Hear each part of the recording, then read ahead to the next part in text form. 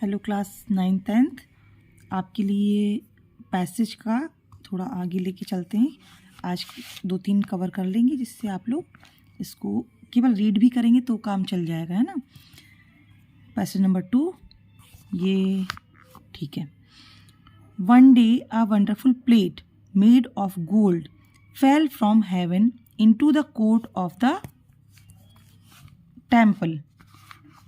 एक दिन एक वंडरफुल प्लेट जो कि बनी हुई थी गोल्ड से, फेल फ्रॉम हेवन स्वर्ग से गिरी, इनटू द कोर्ट आंगन में, ऑफ द टेम्पल मंदिर के आंगन में स्वर्ग से एक गोल्ड की plate Giri. These words were inscribe on the plate. ये शब्द मतलब ये आगे जो कोटेशन में दिए हुए हैं, दीज वर्ड्स वर इंस्क्राइब्ड मतलब रिटन ऑन द प्लेट। क्या लिखे हुए? A gift from heaven to him who loves mankind the best. ये गिफ्ट है स्वर्ग से उसको जो मानवता को सबसे ज़्यादा प्यार करता है। The priest invited people, priest मतलब पुजारी, the priest invited people, priest ने पुजारी ने इन्वाइट किया लोगों को, टू द टेम्पल में, and told about the gift और बताया किसके बारे में? गिफ्ट के बारे में। फ्रॉम हेवन जो कि हेवन से गिरा था। ऑल क्लेम्ड मतलब सभी लोगों ने क्लेम किया, दैट कि दे लव्ड द बेस्ट कि सबसे ज़्यादा वो प्यार करते हैं किसको? मैनकाइंड को। Then each one got up one by one, तब एक एक करके सभी लोग खड़े हुए। Narrated his own kind deeds और वर्णन किया अपने अपने काइंड डीड्स मतलब कामों का, डीड मतलब वर्क, काइंड मतलब दयालु वाले। But as soon as he touches the plate, लेकिन जैसे ही उस प्लेट को छुआ जाता था, टच किया जाता था, इट टर्न्स इनटू लेड, वो लेड में कन्वर्ट हो जाता था। जो प्लेट जो गोल्ड की थी वो लेड में कन्वर्ट हो जाती थी। The richest man in the city, the richest मतलब सबसे ज़्यादा अमीर मैन उस सिटी का, गॉट अप खड़ा हुआ, and spoke about his charity और अपने चैरिटी के बारे में बोला। But as soon as he touched the plate, लेकिन जैसे ही उसने प्लेट को टच किया, it turn into lead. It किसके लिए यूज हुआ है? प्लेट के लिए। A poor farmer was also present there, एक पुअर फार्मर मतलब गरीब किसान भी वहाँ पर प्रेजेंट था। He did not know about the gift, उसे गिफ्ट के बारे में नहीं पता था।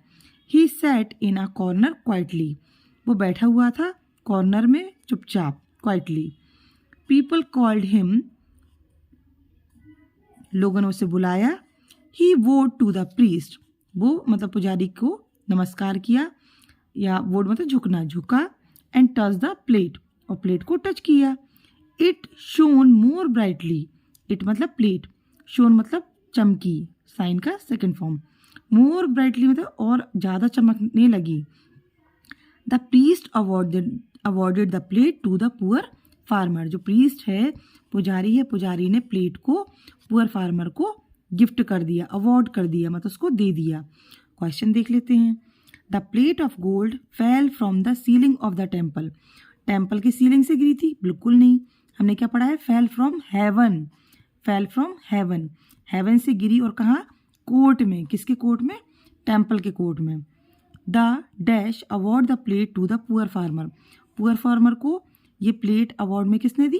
प्रीस्ट ने, तो आंसर हो जाएगा priest. The priest awarded the plate to the poor farmer. Who was awarded the plate, किसको मिली मतलब प्लेट किसको अवॉर्ड की गई? तो हु की जगह क्या आएगा? Poor farmer, poor farmer was awarded the plate. When the richest man touched the plate, it turned into, सबसे ज़्यादा जो और धनी व्यक्ति था उसने टच की प्लेट को, तो वो जो इट टर्न, इट किसके लिए आया है? प्लेट किस में टर्न हो गई? गोल्ड की थी, तो गोल्ड तो आंसर होगा नहीं। सिल्वर कहीं दिया नहीं, कोल कहीं दिया नहीं, लेड, लेड आपको 2-3 बार दिया है ना। Find out a word from the passage that means written, तो आप देखेंगे यहाँ These words were inscribed on the plate, plate पर ये वर्ड अगर मान के चलिए नहीं भी पता, inscribed means written, inscribed means written, तो आपने यहाँ देखा टस्ड इंस्क्राइब्ड मैनकाइंड क्वाइटली, तो inscribed is the correct answer. Okay, तो एक तो हमने ये पढ़ ली, एक बार इसको रिवाइज कर लेते हैं पढ़ के जल्दी से, है ना। One day a wonderful plate made of gold fell from haven into the court of the temple. These words were inscribed on the plate, a gift from heaven to him who loves mankind the best. The priest invited people to the temple and told about the gift from heaven. All claimed that they loved the best. Then each one got up one by one, narrated his own kind deeds, but as soon as he touched the plate, it turned into lead. The richest man in the society got up and spoke about his charity, but as soon as he touched the plate, it turned into lead. A poor farmer was also present there. He did not know about the gift. He sat in a corner quietly. People called him. He bowed to the priest and touched the plate. It shone more brightly. The priest awarded the plate to the poor farmer. ठीक, एक और थोड़ा सा पढ़ लेते हैं, time अभी है। पावर कैन हेल्प अस और किल अस। जो पावर है, बिजली है, वो हमारी हेल्प भी कर सकते हैं और हमें मार भी सकती है। It let's us watch TV, make popcorn in the microwave. Microwave में पॉपकॉर्न बना सकते हैं हम लोग टीवी देख सकते हैं। Microwave light the house at flick of a switch. हम लोग अपने घर में लाइट जला सकते हैं एक ही स्विच को दबाकर। And so such more. Is your refrigerator running. क्या आपका रेफ्रिजरेटर, जो आपका फ्रिज है, वो चल रहा है? It is. If you have electricity. क्यों चल रहा है? क्योंकि आपके घर पे इलेक्ट्रिसिटी है, आपके पास बिजली है। That shows the importance of electric power in our lifes. और ये क्या शो करते हैं कि इलेक्ट्रिक पावर का इम्पोर्टेंस बता रहे हैं हमारी ज़िंदगी में। There are some tips about how to save power both in your home and at school. यहाँ कुछ टिप्स दिए जा रहे हैं कि हम लोग किस तरह से अपने घर में और अपने स्कूल में पावर को सेव कर सकते हैं, बिजली को बचा सकते हैं। We all are aware that there is an acute shortage of electric power in India. हम लोग सभी अवेयर हैं कि हमारे यहाँ इलेक्ट्रिक पावर इंडिया में शॉर्टेज होती है। The saying goes, power saved is power generated. अगर हम पावर को सेव करते हैं तो भी पावर जनरेटेड हो सकती है। इसका मतलब आप ऐसे ले सकते हैं, सपोज आप खुद इनकम नहीं लेते, जैसे सपोज मम्मी पापा कोई जॉब में है तो उनको इनकम का सोर्स है, आपके पास नहीं है। बट अगर मान के चलिए आपके मम्मी पापा आपको 10 रुपीज़ डेली देते हैं, तो आपका इनकम तो वैसे है नहीं, आप कोई जॉब नहीं करते। बट अगर आप 10 रुपीज़ भी सेव करते हैं तो आपकी इनकम जनरेट हो रही है। इसी तरह से हम अगर पावर को सेव करें, बिजली को बचत करें, तो भी हमारी बिजली जनरेट हो रही है, यानी कि बच रही है। So let us generate power bye saving it. इसलिए हम क्या कर सकते हैं, चलो जनरेट करते हैं पावर को, इसको बचाकर। टू स्टार्ट करने के लिए we must switch off lights. हमें लाइट्स को स्विच ऑफ करना चाहिए, बंद करना चाहिए। फ़ैन को ऑफ करना चाहिए और एयर कंडीशनर को भी ऑफ करना चाहिए। व्हेन लीविंग अ रूम, जब भी हम रूम को छोड़ रहे हैं तब हमें अपनी लाइट को, फ़ैन को, एयर कंडीशनर्स सबको ऑफ कर देना चाहिए।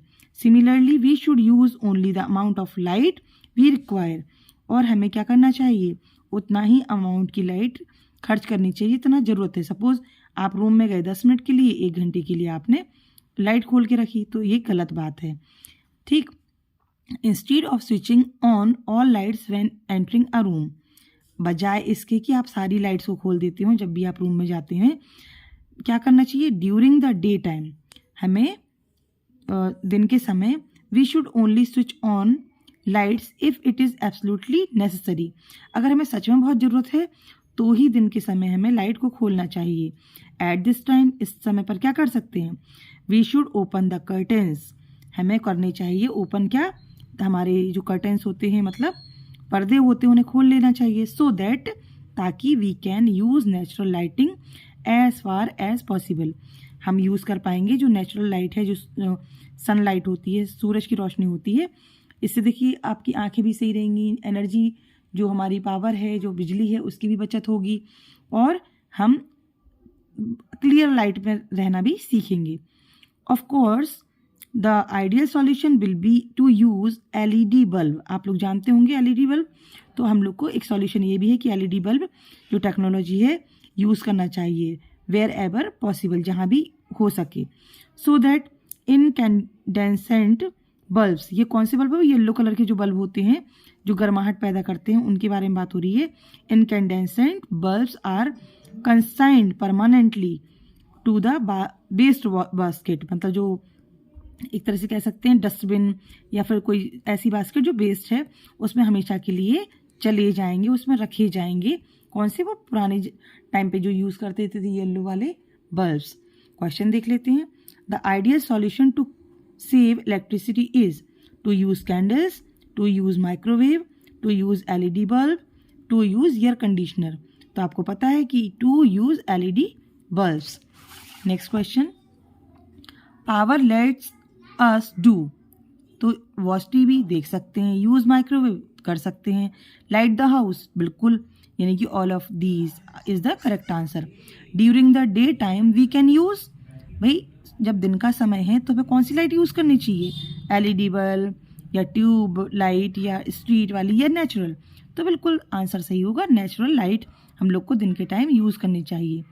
देयर इज़ एन, मतलब कितनी शॉर्टेज है? तो एक्यूट, मतलब काफ़ी कम है, shortage of electric power in India. Give the noun form of generate, generate का नाउन फॉर्म बताना है तो जनरेशन। ठीक, वीडियो काफ़ी बड़ी हो रही है, आज के लिए इतना ही। Thank you.